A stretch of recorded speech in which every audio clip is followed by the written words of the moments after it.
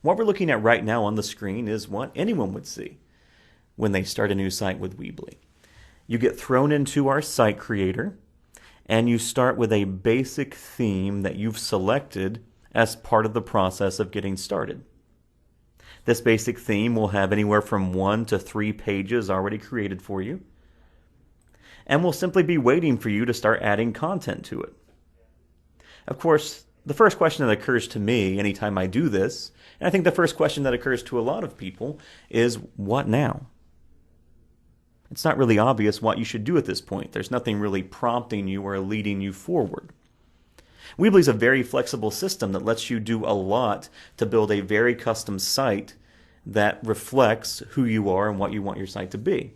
But that same flexibility can make it a little bit unclear what you should do in the beginning. And of course, that's the whole point of this presentation, is to get you to where you can confidently use all of our tools.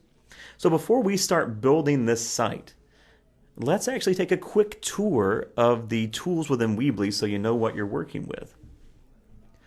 So the section that we're looking at right now is the main section where you'll spend most of your time with Weebly when you're building your site. So it's where we'll spend most of our time today. This is the section called Build. Build is made up of these various content elements that you see on the left that I'm sure most, if not all of you, have already spent some time playing around with. These content elements are simply dragged to a page, and you can drag as many of them onto a page as you want. As you add more and more of them, the page itself simply gets longer and longer automatically to allow for you to add as much as you need. These elements are fairly clearly labeled as to what they do. Text elements let you add text, of course. Images let you add images. Videos. We're pretty good at labeling things, I think. So we'll come back here in a minute and start putting some of these elements to use. But before we do that, let's quickly look at the design section. The design section is where you can choose a new theme for your site, and also where you can set default settings like your fonts and the fonts you want to use. And we will look at both those things here in a few minutes. Next, you have the Pages section. This is where you can add more pages to your site. As I mentioned, your site may automatically start out with at least 3 pages, or with up to 3 pages, but you can add as many pages to your site as you want or as you need. You can have 5 pages, you can have 5,000 pages. There are no limits on that, regardless of whether you are a free customer or a paying one. And we'll add several more pages to this site. Next over, you have the store. We're not really going to cover this in this presentation. I have a presentation that goes all through building a store, but this is where you would add products to a store and lay things out and start making money from selling products.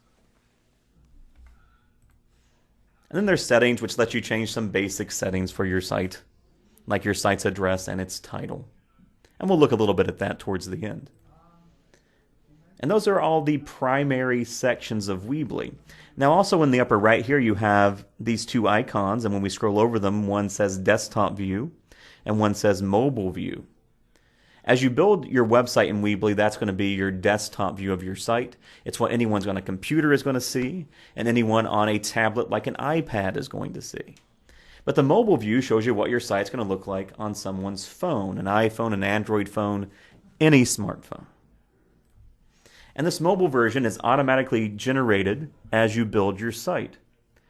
And as you're building your site out, you can come here and actually change your mobile theme. There are a number of themes here to choose from, and whatever theme you choose here for the mobile version of your site has no impact on the primary version of your site, your desktop version. The themes for your mobile version are controlled separately from your desktop version, so you can play around with the look of this version so that it looks best on phones while also playing around with the other version so it looks best on the desktop and tablets. And so that is really the extent of the editor. Once you get familiar with it, there's really not an overwhelming amount of stuff there. It's pretty easy to use, or very easy to use, I like to think. So let's start actually building this site now. So come back here to build, and we can see I've already dragged a few elements to this site. I dragged a text element right here and a form element there. Now I don't really want this form element currently, so I'm going to delete it.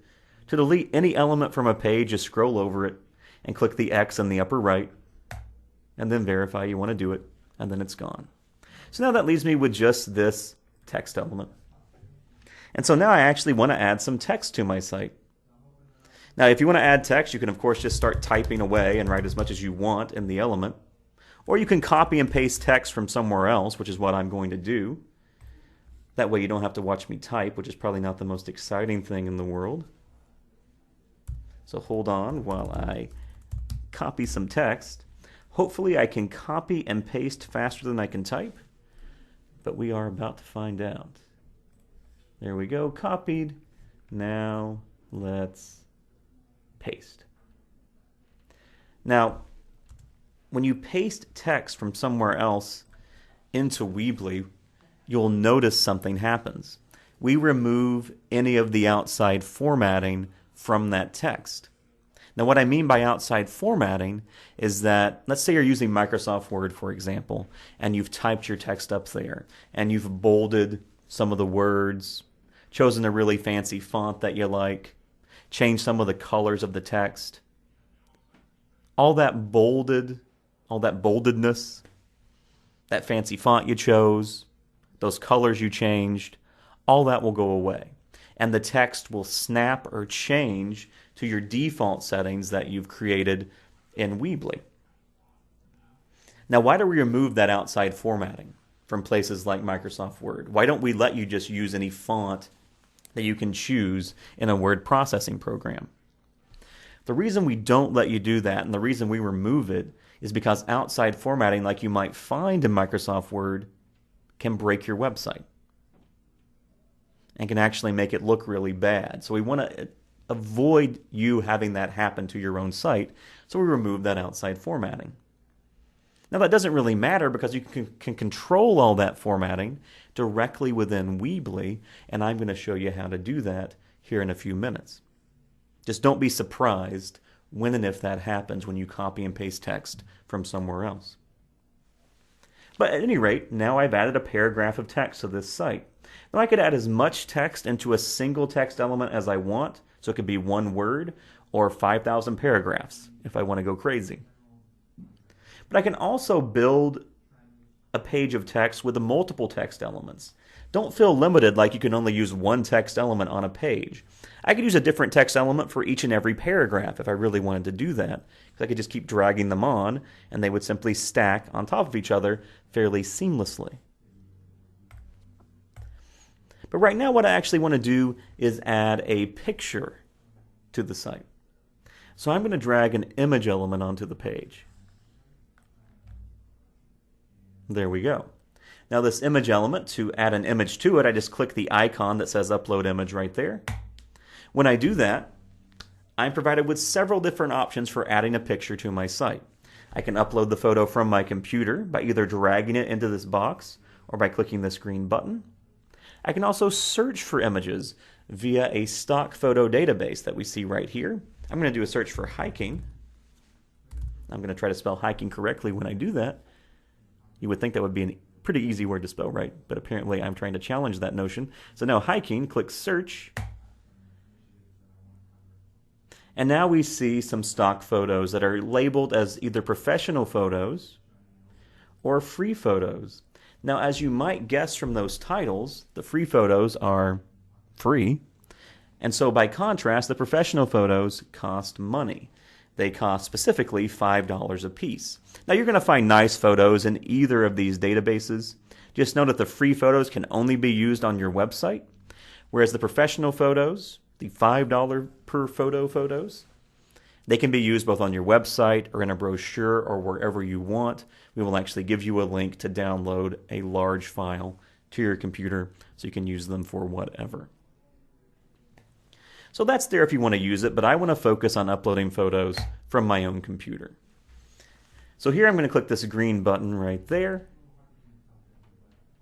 And when I do that, I can see any of the files on my computer. I'm going to choose this picture, I think, right here. Click open, and now it is uploading. There it is. Now the first thing I think about this picture is that it's awfully big, and that happens because whenever you upload a photo to a site, our system tries to make it as big as possible to take up the full width of the section in which it's located. And so it's now trying to be as wide as the site itself. But I don't really want it to be that wide. Resizing a photo is happily a very easy thing to do. I can just scroll over it and click on it. There is a little blue box in the lower right hand corner. I drag that, and it lets me resize my photo. And I can make it as small as I wanted.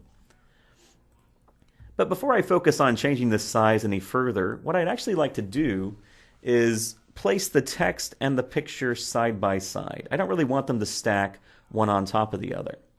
But the problem with that is, as you may have noticed, when you drag elements onto a page in Weebly, they automatically stack one on top of the other. In fact, our system doesn't even want to let you place them side by side. If I try to drag this text next to this picture, it simply wants to place it above or below that picture. When I let it goes automatically and immediately above or below it.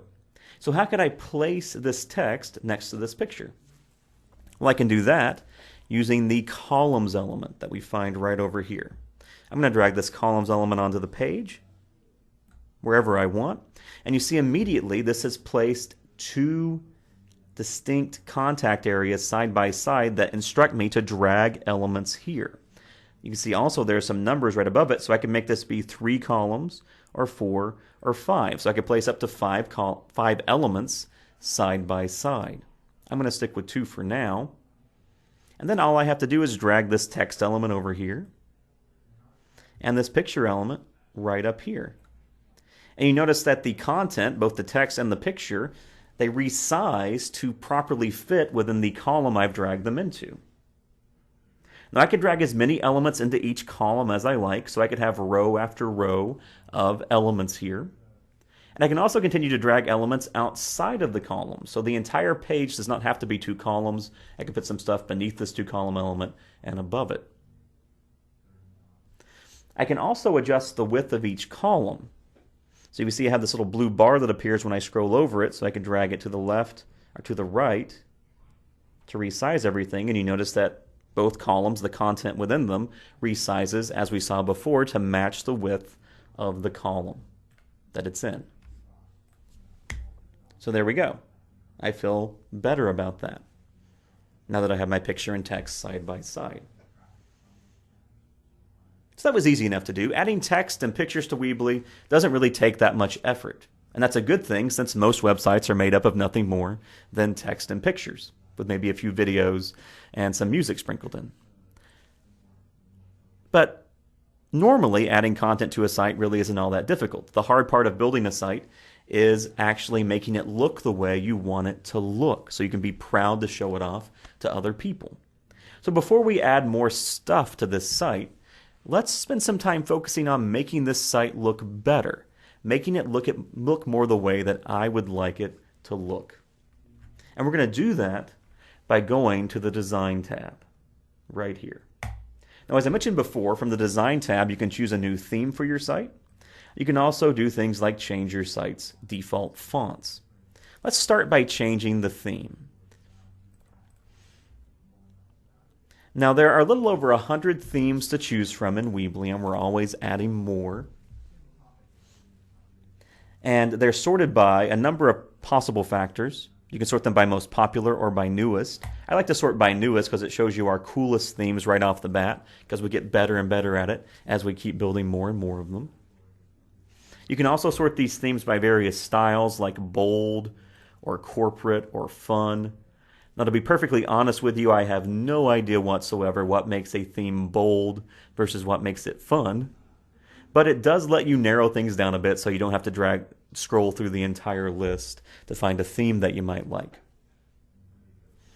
Now, I'm going to go, I think, to this minimalist section here and choose one of these themes. I think I'll go with this one. Now, as you're looking through the themes, you can preview them by clicking Preview. Pretty logical place to preview something. And then see how it's going to look with your current content. Now, keep in mind when you change your theme, you can do this at any time. You're not going to lose your work just because you change your theme. All the text you've written, all the pictures you've uploaded, all the pages you've created are still going to be there when you change your theme. The only thing that changes when you choose a new theme is, of course, the theme itself and your header area. And we'll talk more about the header area later on. But everything else remains the same. So I'm going to choose this theme. And there we go. With a new theme selected, what I want to do now is go back to Design and change my fonts.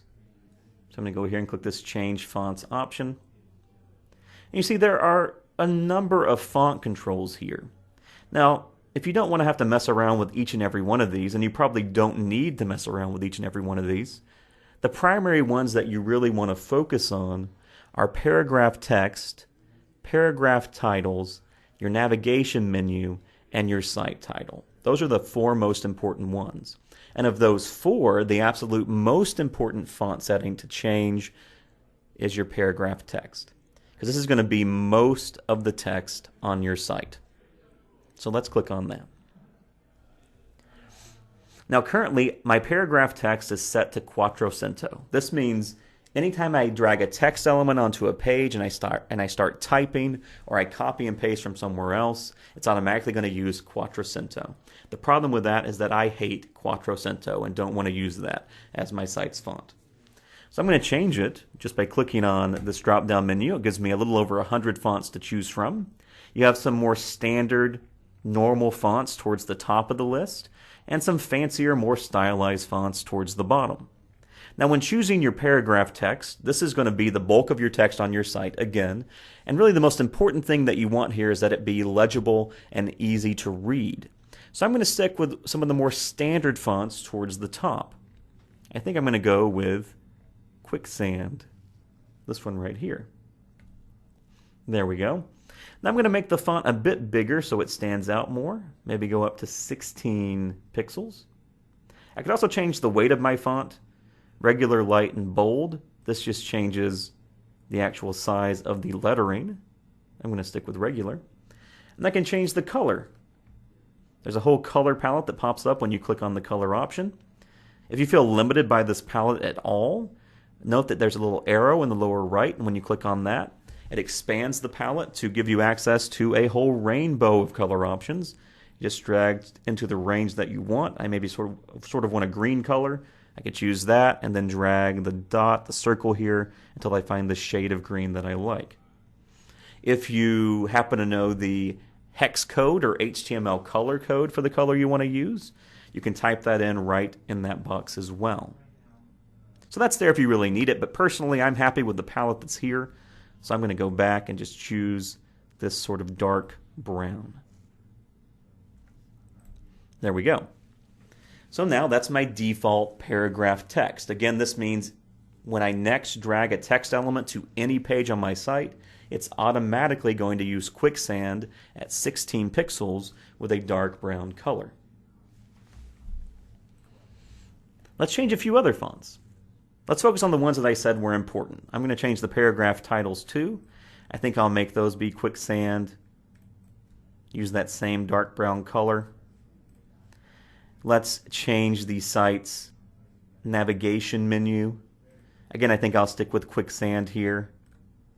Maybe make it a bit bigger. You see how this navigation menu right here, which we're going to explore in more detail in a few minutes, is changing size as I change that size there. And then let's change the font for my site's title. And let's actually write a title for my site before I do that. I don't really want to call my site that's not particularly descriptive. We're going to call this Traveling Tom's Photography. And now what I'm going to do is go here to Site Title. I'm going to choose a font, but this time I think I'm actually going to choose one of the fancier fonts towards the bottom, because choosing one of these fancier fonts will make my text title look more like a logo instead of like something I've written. I think I'll go with Capture It here. I like the way that looks. I'm going to make it a bit bigger. And then I think I'm going to stick with that dark brown that I chose before. I think this is all starting to come together and look better. Now you can also, when we scroll over this title, you see you can also upload a logo image if you want to.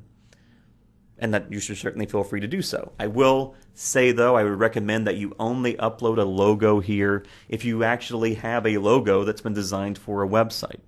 Anything else just isn't going to look right. So if you have a logo that's been designed for a website, fantastic, upload that. Otherwise, I would leave it as text.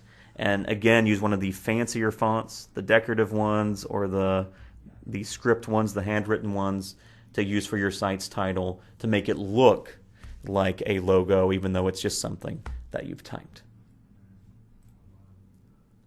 All right, so those are your font controls. And again, you can play around with a number of controls here, but we just now focused on the most important ones. They all work the same as you change them. Now, before we move on from design, one other thing I want to point out is these controls here, search box, social icons, and phone number. What these actually control are the search box and social icons that appear at the top of most of the themes. You can see them here. They're not always in the exact same place, but they appear somewhere around the top of the theme. The social icons let you link people to social profiles that you have set up at various social networks like Facebook and Twitter. So I'll just quickly add some links here. Facebook.com/travelingtom. We'll pretend I have a fan page for Traveling Tom's Photography. Do the same thing for Twitter. Now, I don't really want to use the LinkedIn option here. So if you don't want to use one of these logos, one of these social networks, you can just scroll over and click the X to the right and it'll go away. There's also a place for an email address. I'll type that in. And then you see you have Add More down here, and when you click Add More, you have access to an array of different logo options for various networks, like Flickr, Pinterest, Google+, YouTube, Vimeo. I'll add Flickr and Vimeo here, and I'll quickly fill these out too. Now, again, the goal of these logos is simply to provide, or these links, is simply to provide your visitors an easy way to find any social networks that you have a presence on that you want to share with them. You obviously don't have to use these. You can turn them off over here, but they're there if you want them and feel that that's important. Now, these social icons are not only just available in the header. If we go back to Build, you'll also find social icons as an element in the Build section. You can drag them wherever you would really like to drag them, and then they work in the same way. You click on them, you click on Add Edit Icons, you add your links to your social profiles, click Add More to add the other options. Now the search box option, this one here, it's pretty obvious what it does. It allows people to search your site for content they would like to find. If they type a word or a phrase that appears on your site, then they will see an actual search results page that will show every page that references that word or that phrase. And these search results use your theme, of course. They use the fonts you've chosen, so it looks exactly the same as the rest of your site. And the results are broken up into products from a store, actual pages of the site, any blog posts you've created, and any comments on that blog that have been made by other people, so people know what sort of result they're looking at when they do the search. Now, as with the social icons, this search box is available both in the header area and as an element that you can drag wherever you want. We can find the element under Structure here, and again, I can drag it on just like any other element. And it works in the same way. Now, the one thing about this search box is it is the first thing we've seen so far that would require access to one of our paid subscriptions for you to be able to use it. The search box requires our Pro service for it to work. So if you don't have Pro, you can't use the search box.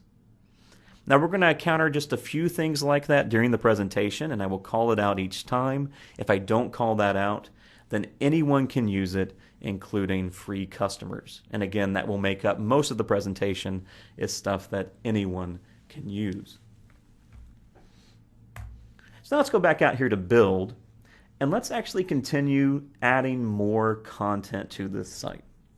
And let's do that by adding more pages to the site. Right now there are 3 pages on the site: Home, About, and Contact. But I want to add more. So I'm going to go to Pages, and I'm going to click Add Page.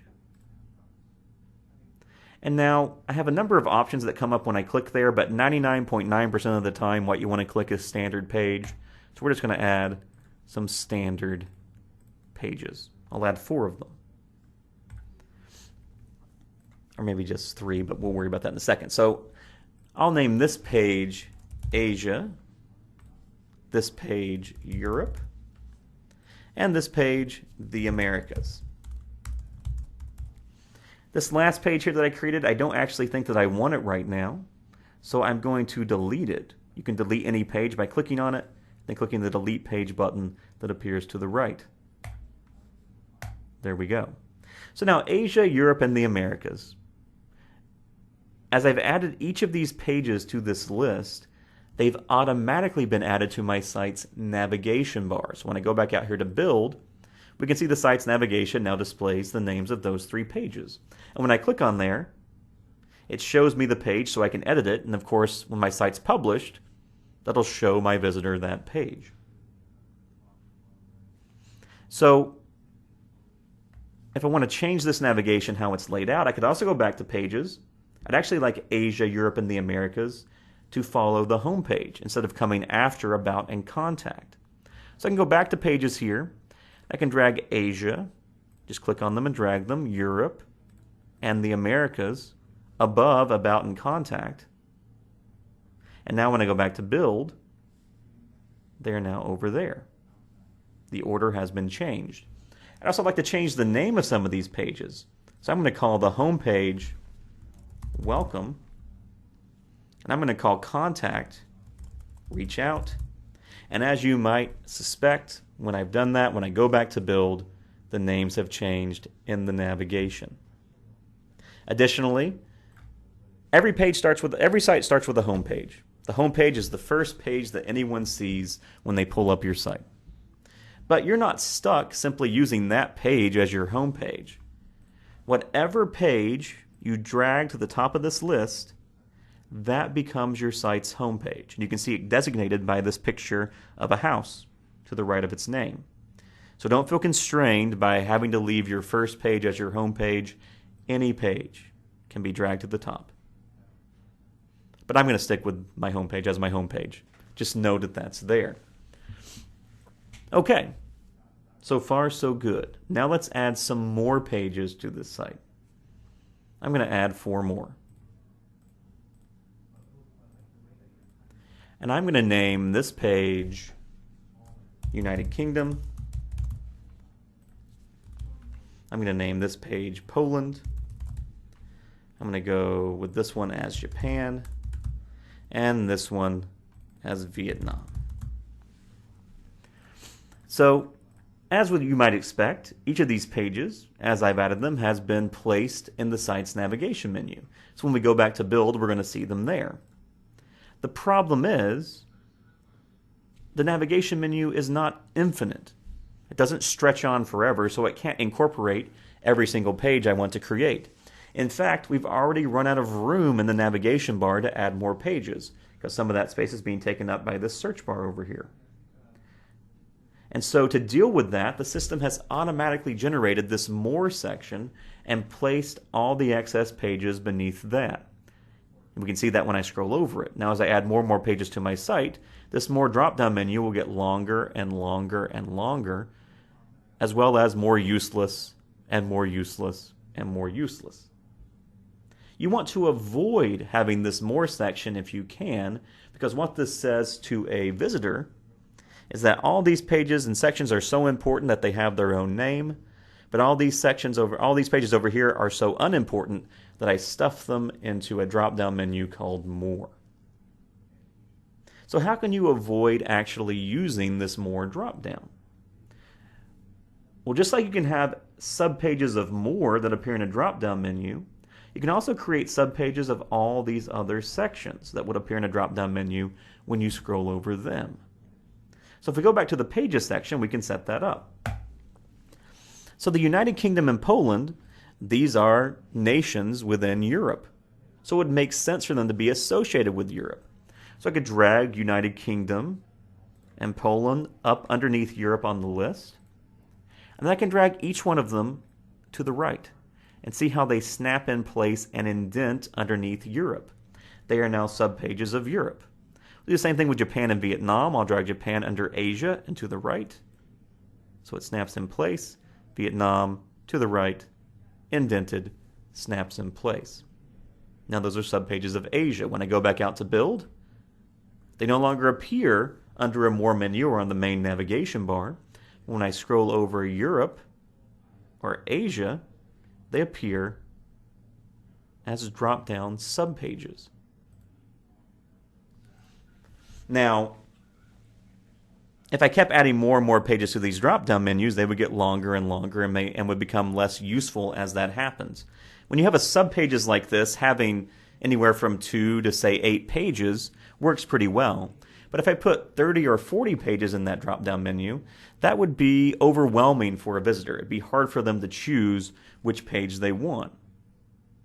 So what if my site has a lot of pages? How do I handle that? How could I provide a visitor with a good experience through my site's navigation? Well, you're not limited to simply using our navigation menu that we automatically generate for your site's entire navigation. You can also create various table of contents and links throughout your entire site. You can also hide pages from the navigation menu so they don't show up there. So let's look at that for a second. Let's look at creating links that would let me create a table of contents throughout my site. Let's say I'm someone who doesn't even like drop-down menus at all and I want to avoid having them. So Japan and Vietnam, I don't want them to show up under Asia. So I can go back to Pages. And you see when I click on these pages, I have the option to hide them from the navigation menu right here. So I'm going to hide Japan from the navigation menu as well as Vietnam. So now when I go back out to build, they no longer appear when I scroll over Asia. But how would someone get to them now? Well, in the content area here, as I mentioned, I could create my own table of contents. I can do this in a variety of ways, but one of the prettiest ways to do it is to use an image gallery. I'm going to drag this gallery on. Now, as you might suspect, an image gallery is normally just used to show off pictures in a gallery. Someone sees thumbnails, they click on those thumbnails, and it shows them a bigger version of the picture. Pretty straightforward. It's how Facebook works, and pretty much every other site on Earth works. But this gallery is more flexible than just being able to be used as a simple gallery. I'm going to use it, as you might now guess from everything I've said about the word table of contents, to create a table of contents. So I'm going to upload some images to this gallery. I click right here to do it. And I can drag photos in or upload them. I'll drag them in this time. So I'll just click over here and choose a few different pictures to upload. I can upload as many photos to a gallery as I want. We're just going to stick with 3 for now. Now each of those photos has been added to the gallery. And we can see the thumbnails for those photos here. Now when I click on this gallery, I could add more images to it by clicking this blue button. I could also change the number of columns. Right now the images are in 3 columns. I could put it to 2 columns. I could bring it to 6. But 3 is a pretty happy medium. Now again, as I mentioned, by default, when I publish my site, if I leave these alone, if someone just clicks on one of these pictures, they'll see a larger version of it. But that's not what I want to have happen. I actually want each of these images to represent a page on my site so that when someone clicks on them, they're sent to the proper page. So I can do that by clicking on this gallery. You see there's a chain link icon that appears above each image. When I click on that chain link icon, it opens up a link creation tool, which lets me create one of 5 different kinds of links. I can link to another website entirely, like Amazon.com or Wikipedia. I can link to a page on my own website, which is what I want to do, so we'll come back to that. I can link to a store page if I have a store. I can link to a file that I've uploaded, like a PDF file that I want someone to download. If I upload a file here and link to it, when someone clicks on the picture, that file will simply download to their computer. I could also link to an email address. Now again, I want to link to standard pages here. So I'm going to click here, and I'm going to link this first page to Japan. I'm going to go with this one. And even though it's also a picture of Japan, we'll use our imaginations and pretend it's a picture of Vietnam. And I'm going to link it to a Vietnam page. Now I could do the same thing with this picture over here and link it to somewhere else. So now, instead of linking to larger versions of themselves, these pictures link to other pages when clicked. But it's not obvious that that's what's going to happen. How can I make it more obvious that this is actually a table of contents? Well, I can go to each picture and you see, and I can add captions to them. So I could say, let's caption this one as Japan. Let's caption this one as Vietnam. And we'll caption this one as China. But those captions don't show up. How do I fix that? Well, normally the caption function of a gallery simply puts a caption on the larger version of the image that appears when you click on the picture. But, as I've said so many times now, that's not how we're using this gallery. It's linking to other pages. So I can change the way the captions work. This toolbox appears on the gallery when I click on it, and one of the options under this toolbox is for captions. I click there, and it changes the way I can display the captions. I can display it on the thumbnails. And you see immediately now, underneath each picture or right over it, is the caption. Japan, Vietnam, China. I can even change the way these are displayed. Right now it's a partial overlay, so it just appears at the bottom. I can make it be a full overlay and appears over the top of the entire image. I can even have it display on hover by checking this box. And then what happens is that when I scroll over an image, it shows the caption only when I'm scrolled over it. And I think that's kind of the nicest way to approach it. Now, if you don't like the font of the caption, if you go to the Design tab, there's a section for fonts for captions. And you can change that just like we changed the paragraph text. So there we go. Now I've created a table of contents for those 3 pages. And again, I could click on this, add more images to the gallery, and build out a longer table of contents. Now I could also label this, make it clearer what this is about. So I could add a title to this page and say My Travels Through Asia.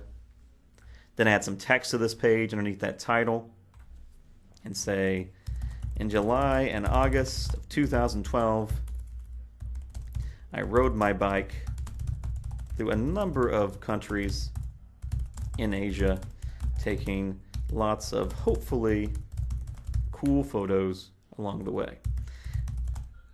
Try to spell hopefully right again. Apparently easy words are difficult for me today. Taking lots of hopefully cool photos along the way. I could write as much as I want there, but now I have a title, a bit of a description of what people are going to find when they click on these images. Then maybe I'll also use a divider. This little divider element here just creates a visual break that separates the text from the table of contents, and that just makes it look a bit nicer.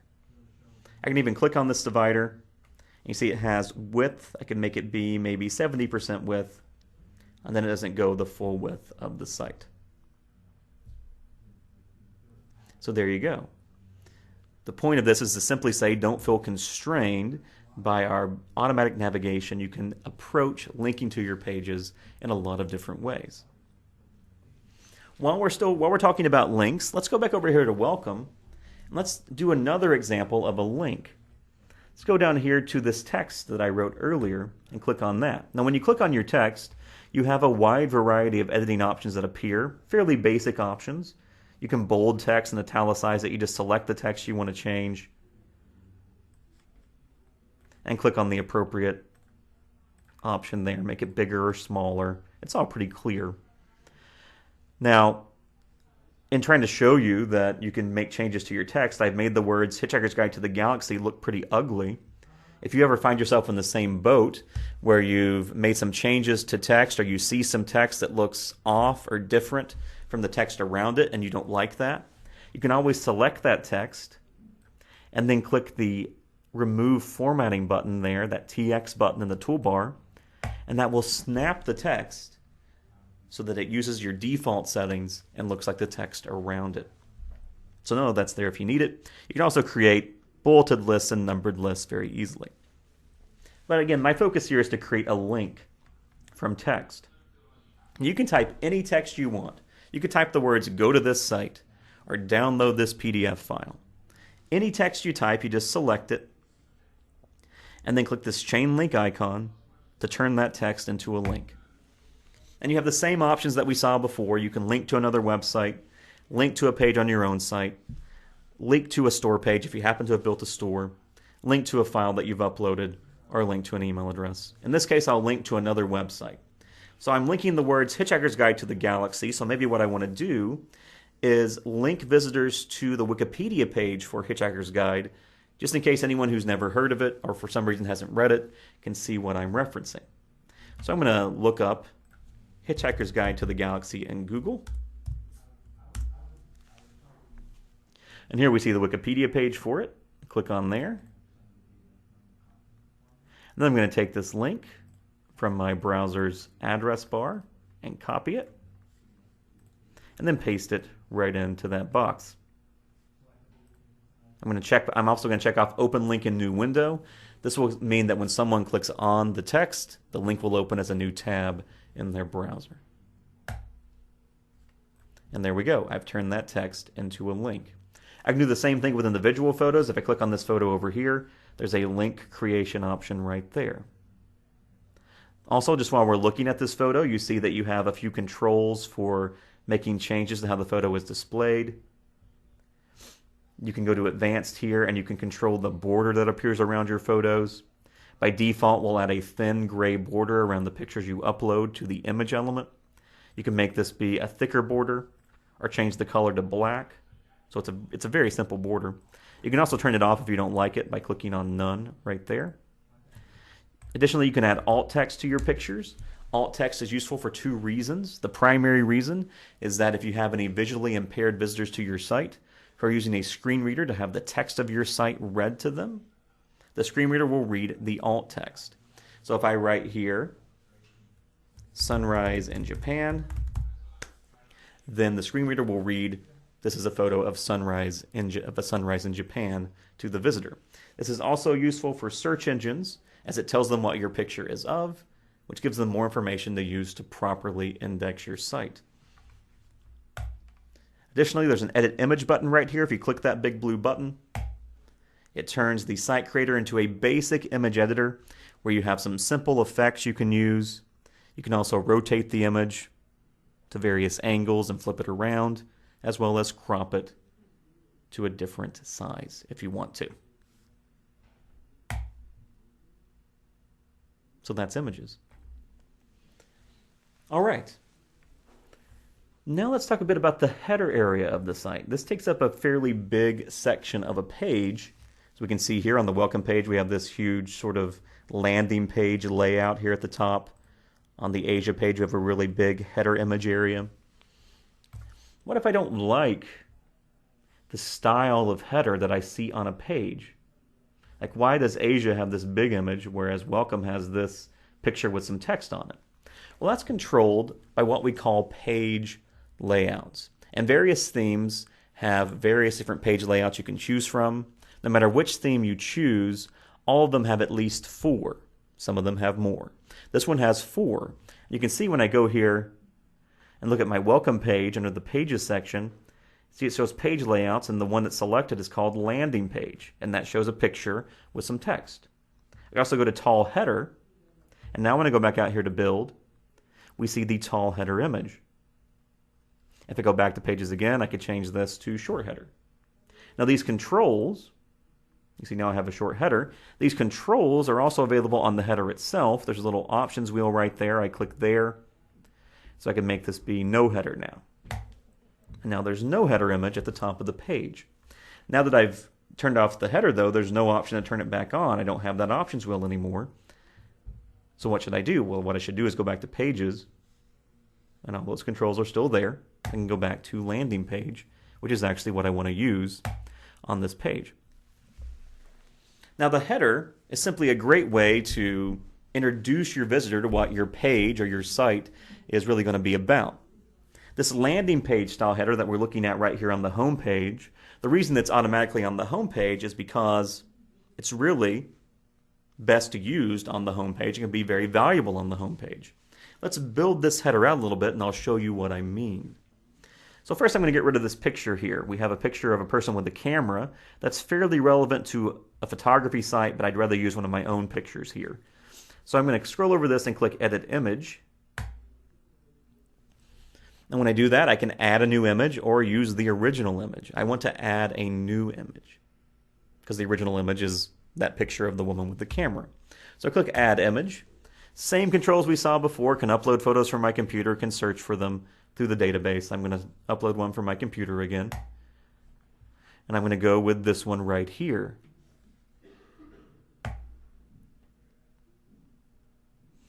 Now, something you're going to notice right away with any header area is that images you add to it will be constrained.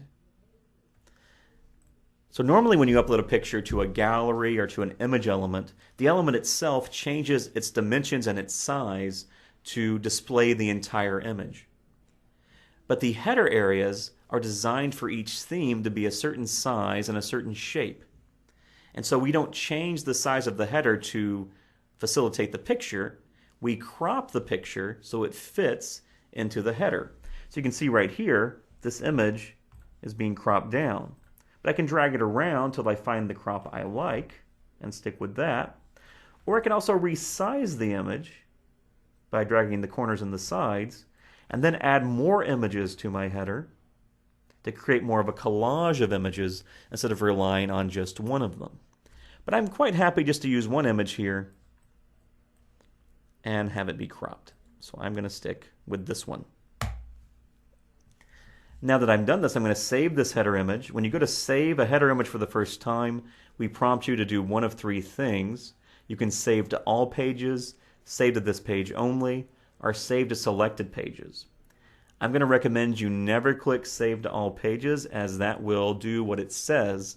It will save this header image to all pages that are using this particular type of page layout.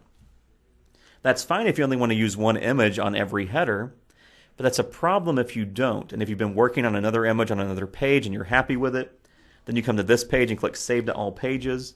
It's going to save over your work on the other page that you made on your header. And you probably don't want that to happen. I really would like to see this taken away. So save to this page only, we'll save it only to this page. Save to selected pages will let you choose which pages you want to save it to.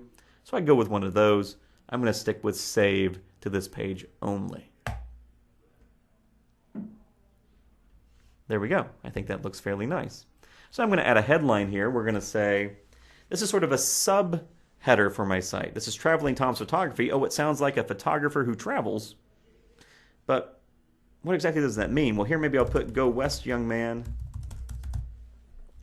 And then join me, or maybe I'll say I'm traveling the world on my bicycle, taking pictures and writing stories as I go. Please come along with me. And then if I don't like the fonts here, of course, I can go to Design and change the fonts. If we go here and look, change fonts for headline and subheadline. So I could go back to Quicksand here. Make that look more like the rest of the site. But now I'm giving someone just a bit more information about my site without them needing to start digging in. It draws their attention. It gets them more engaged right away. So there's a big button on here too. And a lot of people who see the button on the landing page kind of wonder what it's there for and don't like it. But the button is very valuable. It's a way for you to push your visitors to the page you most want them to see next. Maybe I've been putting a lot of photos on my Europe page. Maybe I have a blog that I keep updated with my newest photos. Maybe I have a store that I want to push people to buy things. Or I'm having a sale in that store and I want to push them to my sale page. Anything that I consider the most important thing I want someone to do on the site, I could link them from here. Say, check out my newest photos. Or even see my newest photos. And I could link them to whatever page on my site contains those, which would maybe often be a blog page. But I'm just going to link it to here. And now someone comes to this site, they don't have to see my newest photos. They can go to Asia or Europe if that interests them more. Or they can go down here and read more about me here. But I am telling them what I most want them to do, which means more people are going to do it. I'm giving them a call to action, as it would be called. So I think a landing page style layout's really, really useful when used on your home page. On other pages, I think it just depends on what you most visually like. Maybe on Asia and Europe and these top level pages, I would use a tall header. And maybe on secondary pages like United Kingdom and Poland, I'd use a smaller header. That's just really entirely up to you. Or maybe I'd use no header at all. So let's keep adding a bit more content to this site. I'm going to talk for about another 8 to 10 minutes, and then we're going to go into Q&A. So let's go to a blank page here. There's a lot of elements over here on the left-hand side. And there's obviously more elements than I really have time to talk about today. But one thing I'd recommend you do when you're building your site is just take some time, maybe add a test page to your site using the Pages tab, because you can always delete it later. And then go through this list of elements and drag all of them onto the page, just to see what they are. Doesn't hurt to do that. You can very easily get rid of them. So here, this is a block quote element. What is that? It looks like a place where I just type some text that looks slightly different than my usual text in a text element. And that's all it is. A block quote is meant to be used to call out a section of text from the rest of a page. When would you use a block quote? Normally you use it on a blog post when you're quoting another article or a blog that you want to comment on your own post. You'll see this on a lot of blogs where someone will say something and then refer to another post and then maybe call out a couple of paragraphs from that post to make a comment on it. This just lets people know you're quoting someone in a large chunk of text. It's also valuable just to call out text so people notice it. If you're looking through a magazine and you're reading through it, you'll notice that quite often they'll take some text, a quote from the article, something they really think is cool from the article, and call it out in the sidebar or at the top or bottom of the page, because the goal of that is to get you to notice it and then read the entire article.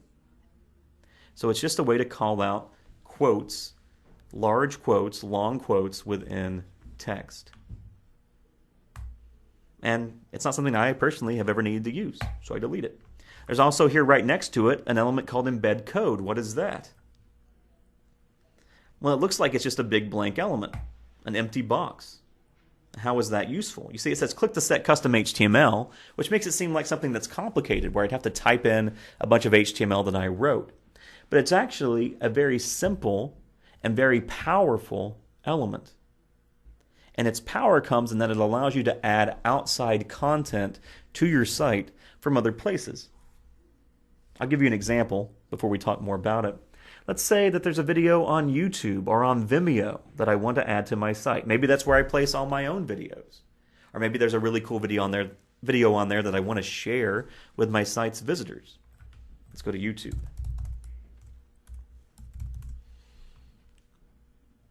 And here on YouTube, let's look up San Francisco time lapse. There's a number of San Francisco time lapses. I'm in San Francisco. It's a very pretty place. It makes sense that there'd be a lot of time lapses. So I'm going to go here to the Unseen Sea. This one's pretty cool. And you see on every YouTube video and on every video at pretty much any video host, you're going to find something called share or embed. When I click share in YouTube, there's an option to embed. When I click there, you see YouTube provides me with a bit of code. It doesn't really tell me what to do with this code, but all I have to do is select it and copy it. And this lets me embed this video on my site, which simply means that I now copy this code, come back to Weebly, go on this box and edit it, then paste that code in place. When I click out of this box, the video immediately shows up. I can start playing it just like that. So there is a ton of content out there that you can add to your site in this way. There's embeddable Instagram feeds and Flickr slideshows. If you want to have a newsletter sign-up form on your site, places like MailChimp and Constant Contact, they allow you to build a free form in their system. Then they give you a little bit of code to add that form to your site. You copy that code, paste it in this box. There you go. It's going to show right up, and when someone signs up, they'll be added to your mailing list with that provider. There's audio players and streaming video. Anything you see that says it's embeddable or shareable can almost always be added to your site through the use of this embed code element. It's pretty powerful. Now, just while we're looking at this video, something that a lot of people don't necessarily know about San Francisco is that it's very, very foggy here. It's foggy all the time. It's particularly foggy in the summer, which is the reason why San Francisco in the summer is the coldest city in the United States. The median high temperature in the summer in San Francisco is 61, and it often gets into the 40s at night. That's not that cold, but it is pretty chilly, much colder than people expect when they come here in July. And it's because of this fog. So if you ever visit San Francisco in July, in the summer, I do recommend you bring a jacket. So let's delete this. So another element we'll quickly look at here. You also have this contact form element. It's a really useful way to prompt someone to contact you. You see, by default, it's automatically asking for name and email and comment. But you're not limited to just name and email and comment. If you click on the form, you see immediately the elements on the left change to become form fields. So I could drag a short text box on here and have it say, you know, what's your favorite national park? And then that's what someone would fill out to tell me. There's also options buttons and drop-down boxes and check boxes. These fields work like survey-style fields where you can present someone with a question and then a series of answers that they can then choose from. So it's a nice way to prompt people for specific pieces of information that you want from them. Now you may ask why you need a contact form. We can always just link to an email address, as you saw before. And linking to an email address, there's certainly nothing wrong with that. It can be a valuable way to have someone contact you. But if you give someone your email address, then they have to go to their own email system, their Gmail or Yahoo or wherever. They have to think of a subject line to write. They have to think of an opening to type. That just sets the bar a little bit higher and makes it people less likely to contact you. You give them a form that says, tell me this and tell me this and tell me this. They know exactly what to write. They type it in. They click submit, and they're done. They never have to leave your website. So that's why a form is a pretty valuable thing. Now, if you use a form, the entries that people submit through your form will go to two places. They'll go to an email address that you enter in the form itself. You see, if I click Form Options, it brings up this box right here, where I can enter the email address where I want my form submissions to go to. But these are also saved in your account, where you can access them there. And you can find these entries if I exit the editor here. If you close your browser on accident, or trip on your computer and break it, and then have to buy a new computer a week later, and you come back here, all of your work is still going to be here waiting for you.